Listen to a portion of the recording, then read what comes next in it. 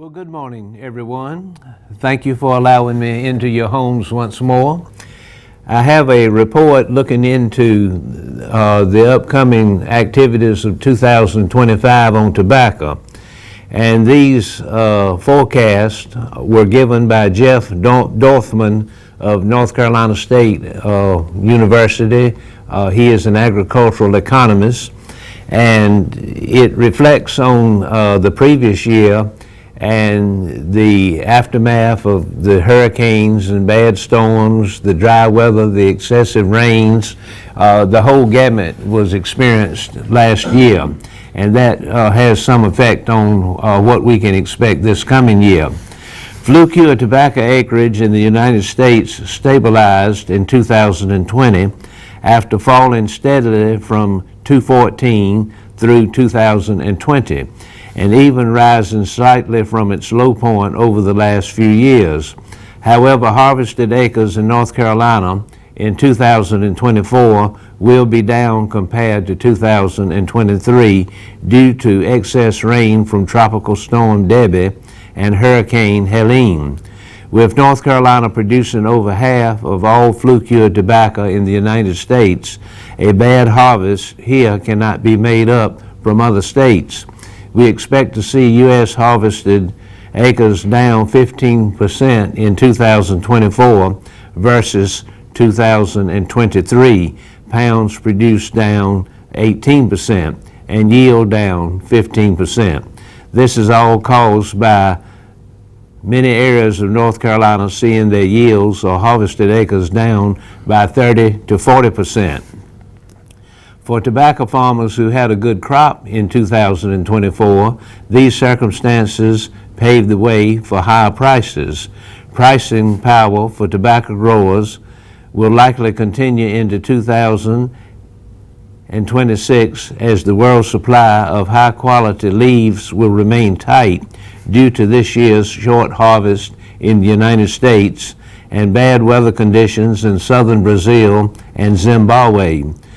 With world markets for flue-cured tobacco likely to remain tight through at least 2025, growers in North Carolina can expect very strong prices in 2025, and at least some of that strength to continue into 2026.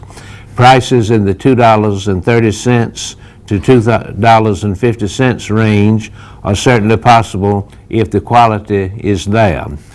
These prices will help us to offset the recent and probable future increases in the cost of the H-2A guest worker program. Luckily, the 2025 increase was only 2.2%. Tobacco production costs will continue to rise, likely exceeding $5,000 per acre for many growers. That's the input cost. That's just an estimation of what it costs to grow it and make it available. Thus, while tobacco produces a high dollar return per acre, the percentage return on investment can still be lower than for alternative crops. Therefore, even with tobacco's profitability and increased prices, if the cost of the H-2A program continue to increase at the rate they have been, the decline in tobacco acreage is likely to resume. With the high prices expected following this year's short crop, planted acres of flue-cured tobacco in the United States and in North Carolina are likely to hold steady or rise slightly in 2025, thus landing somewhere between 110,000 and 120,000 acres in North Carolina and 185,000 to 200,000 acres nationwide. Planting will not be so expansive as to lower prices, which will hopefully hold in the $2.30 to $2.40 range. Unfortunately, with production costs for tobacco heavily weighted toward labor, fuel, and chemicals, the only relief on the cost side is likely to be from fuel prices, so profitability may do little more than hold steady. Therefore, the economic outlook for flue-cured tobacco for 2025 looks a lot like 2022 and 2023. Solid profits if expected yields are achieved, but only modest improvement in returns compared to last year or this year, unless you had a weather-impacted 2024, in which case a good 2025 will be a nice bounce back from a down year. So we'll see, and it does seem like the forecast and the conditions for profitability are all over the board. And again, the farmers at the mercy of high cost, inflation, and then the erratic display of the weather and how that might affect situations. But the U.S. does have the reputation of having the best quality tobacco in the world. And many of our countries around the world still need a certain amount of U.S. flue-cured to blend in with their other tobaccos to make their tobacco products up to par and feasible. So we'll see, and we'll do the best we can regarding it. Looking ahead to another topic, some time ago, the red wolf was reintroduced into the southern part, eastern part of our state, down towards the Blacklands in that area, Mattamuskeet, all down through there. And the red wolf then, and continues to be now, on the extinct list and threatened. And we'll see how this might unfold and how this could be improved. The name of this article, which is from the State Magazine, Red Wolf Resilience. This is a story of survival unfolding on the Albemarle Peninsula. Wherever wolves live, humans make up myths about them. In some stories, we become them, turn into werewolves. In others, they become us, wait in an old woman's bed for her granddaughter to bring a basket of goods. The she-wolf found the infant twins, Romulus and Remus, abandoned on the banks of the Tiber River. She nursed them, and they founded Rome. Wolves lurk in shadows, creep along edges, eyes glowing in the darkness. They become our mascots, our patrons, our protectors, and sometimes our devourers. We admire them, we fear them, we killed them. Now in North Carolina, we're trying to bring our wolves back. Red wolves look like tall coyotes. They have fluffy faces and long pointy ears, and they weigh between 45 and 85 pounds, about like gangly German shepherds with different fur. Lankier than gray wolves, they loped freely across the northeastern to the southeastern United States when settlers first set foot on North American soil. The settlers decided red wolves were adversaries. They ate livestock. After all, they lurked and crept in the shadows. By the 1960s, nearly every red wolf in North America had been killed by humans. To prevent total extinction, scientists captured and bred them.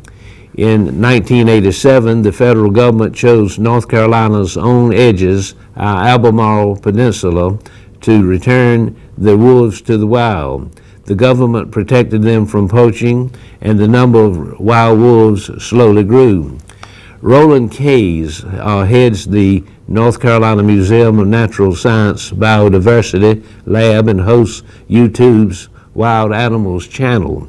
He uses camera traps to spy on red wolves and other creatures. He sees how the natural world can thrive when red wolves come back to take their place as top predators. Red wolves help other animals like raccoons from becoming overabundant. When red wolves are in an area, they eat creatures that graze on row crops, which helps farmers. They eat animals that can spread rabies or interfere with songbird populations. In this way, they help keep the ecosystem stable. But because red wolves also frighten their human neighbors, could possibly eat small domestic animals and look similar to coyotes, hunters kill nearly every wild red wolf. As of 2024, between 15 and 19 red wolves remain in the wild. To me, statistically, that's basically saying they're extinct. I'll repeat again, it's estimated on the coast, on the Albemarle Peninsula, there's only between 15 and 19 red wolves that remain. North Carolina has the only population of red wolves in the world, and they're barely hanging on. They are unique and important parts of the ecosystem, and if we want to coexist with them, we have to figure that out. On the Albemarle Peninsula, within the Alligator River National Wildlife Refuge, the last of the wild red wolves roam. Their heritage is complicated as they may breed with coyotes.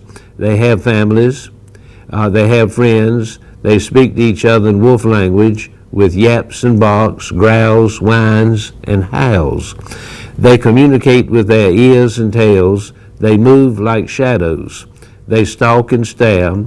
These fully wild dogs, made of fluff and tooth and bone, wrapped in folklore and placed back in our woods, will not be here without our care. Since before recorded time, we've invented stories about wolves. Now we have a new story. How will it end? That is up to you and I. It is up to us to decide. So we'll see how that unfolds. But there is a dedicated effort to sustain the red wolf and to allow it to thrive and prosper, but we'll see. Looking ahead at some of the activity coming out of the Department of Agriculture, a number of grants have been made available over time to fund certain projects. And this is all at the insistence and the supervision of our Commissioner of Agriculture, Steve Troxler. Agriculture Commissioner Steve Troxler announced the second round of awards from the North Carolina Agricultural Manufacturing and Processing Initiative. These $6.6 million in awards focuses on the expansion of current operations to use more North Carolina farm products and reduce costs and burdens for North Carolina farmers and growers. These projects benefit peanut, rice, barley, and cucumber farmers and livestock growers. These awards bring the total grants awarded to $19 million, exhausting funds available for the program. Our farmers and growers need more options close by to process and distribute their products.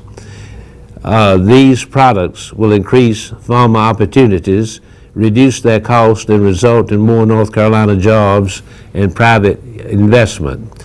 I'm appreciative of the confidence of the General Assembly placed in the department to administer this new initiative and look forward to continuing support to meet the strong demand and obvious need for the program.